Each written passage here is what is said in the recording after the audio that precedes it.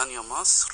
واحنا سعداء جدا. اولا انا سعيد ان انا هبتدي النهاردة حوار معاك مع دكتور كبير زيك، دكتور الحاتم مسعود.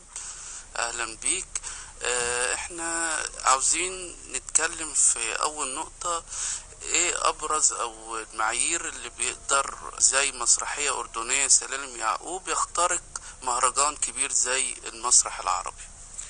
شوف، هو اول شيء شكرا على الاستضافه الجميله، وانا بحييك وبحيي مصر والناس الجميله اللي فيها والايقاع العالي الجميل. نصحى كل يوم على النيل، يعني انت بتصحى على النيل بدش يكون عندك ابداع، بتمزح. الحقيقه لا، هو فعلا هو سلالم يعقوب هي مرت وتجاوزت كثير من الحواجز الجميلة، لكن كان هذا بجهد العديدين. هذه التوأمة بين الهيئة العربية للمسرح ونقابة الفنانين الأردنيين، الفنانين اللي توفقت باختيارهم. أن يصل عمل إلى مهرجان كبير هو بحاجة أنه يكون في فريق جميل، يعني ليست الموضوع موضوع مخرج، طبعا المخرج عنده رؤيته وعمله وجهده.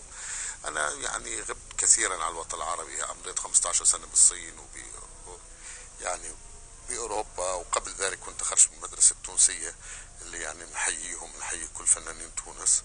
والآن احنا يعني نقفل هذا العرض اليوم بمصر، اللي هي بتعرف أهمية أن يكون هذا العرض في مصر.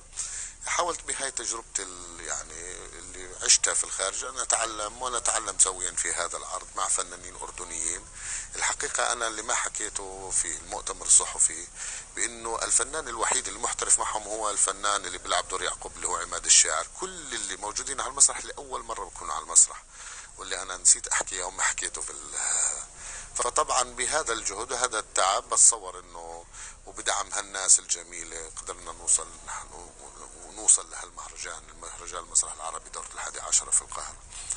احنا عاوزين نخترق بقى نقطة تانية، ايه هي المشكلات اللي بتواجه المسرح الأردني؟ هلا هي المشكلات اللي بتواجه المسرح الأردني قد تكون يعني بشموليتها بتواجه المسرح العربي بشكل عام.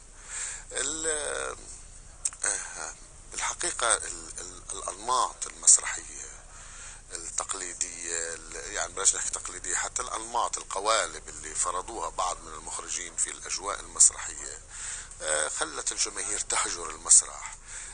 الداعمين بدأوا يرفضوا، يعني شركات كبرى تقول له تعالى على مصر، يقول لك لا.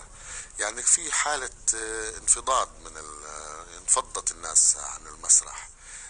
وفي ناس جمهور جديد بدأ ياخذ القوالب المسرحية البسيطة. يعني زمان كان الواحد يروح على المسرح ما عنده مشكلة، الآن الوقت أصبح يمر بسرعة. أنت عشان توصل المسرح بدك 3 ساعات عشان توصل، وبدك تدور على صف وتفوت وتقعد على الكرسي وكذا. على أقل تقدير بدك العمل اللي تشوفه تحس إنه هذا المخرج وهذا الفريق عرق كفاية عشانك.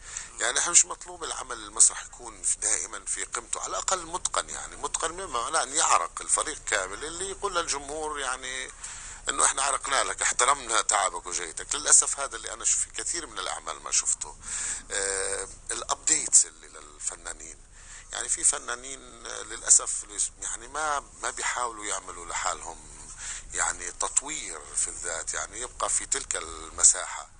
يعني وهذا يعني احنا هلا خلصنا دكتوراه بالجامعه، بس السوشيال ميديا النيو تكنولوجي اذا ما اشتغلتش عليها انت بتصفي يعني ما بتقدر توصل حتى علمك لحدا. وفي الفن نفس الشيء، يعني دائما التقنيات الفنيه بتتطور، الاليات بتتطور، الفكر بتتطور، الشباب جيل جديد بيجي بده ادوات حوار مختلفه. الناس الصوره عبت المكان، يعني فبالتالي صار الانسان قادر. زمان احنا كان المسرح ينقلنا الصور والرؤية، هلا انت 1 كليك بتشوف كل الكون. فعشان انا اوصل الانسان بصورة تليق بكيف هو يفكر في خياله بدها جهد وتعب وتطوير. فتطوير الذات وجلد الذات هو مهم. يعني اذا كنت احكي على التجربة التونسية القديمة، تجربة مصر يعني ما بنحكي عنها انه يعني مصر، لكن التجربة التونسية مهرجان قرطاج، يعني شو سبب نجاحه؟ هو هذا النقد، جلد الذات، النقد اللي كانوا يجيبوا أكبر مخرج ويعطوه نقد بناء اللي يطوره مش حتى يفسده. احنا الآن لا نتقبل النقد، لا نطور أنفسنا. فبتصور هي أهم المشاكل اللي بعاني منها المسرح العربي.